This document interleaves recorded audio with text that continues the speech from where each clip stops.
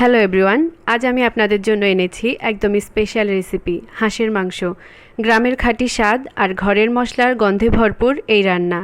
বাংলার রান্নাঘরে হাঁসের মাংসের আলাদা কদর আছে। আজ আমরা জানব কিভাবে ঘরোয়া উপায়ে রান্না করলে হাঁসের মাংস হয় সুস্বাদু আর নরম।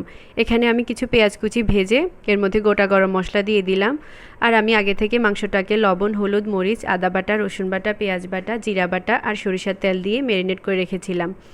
এবার আমি ভাজা পেঁয়াজের মধ্যে ম্যারিনেট করা মাংসটা দিয়ে দেব আর দিয়ে দিলাম কয়েকটা গোটা রসুন। এবার মাংসটাকে ঢাকা দিয়ে দিয়ে অনেকক্ষণ সময় লাগিয়ে অবশ্যই কষাতে হবে। বলা হয়ে থাকে হাঁসের মাংস কষানোর উপর এর স্বাদ নির্ভর করে। এখানে আমি কষানোতে কোনো প্রকার জল দেইনি, মাংস থেকে এমনিতেই জল বেরিয়ে এসেছে। এবার এই গায়ের জলটা টেনে যাওয়া পর্যন্ত মাংসটাকে আমি কষিয়ে নেব। মাংসটা কষে গেলে আমি পুনরায় আবার কিছু গরম জল দিয়ে দেব। এবার যখন মাংসটা রান্না হয়ে এসছে, লবণ আর মরিচ টেস্ট করে আমি দিয়ে দিয়েছি গরম মশলার গুঁড়া। এবার একটু অল্প সময় রান্না করলেই আমার মাংস রান্না ডান। গরম মশলা দেওয়ার পরে তরকারি বেশিক্ষণ রান্না করতে হয় না। ধন্যবাদ সবাইকে।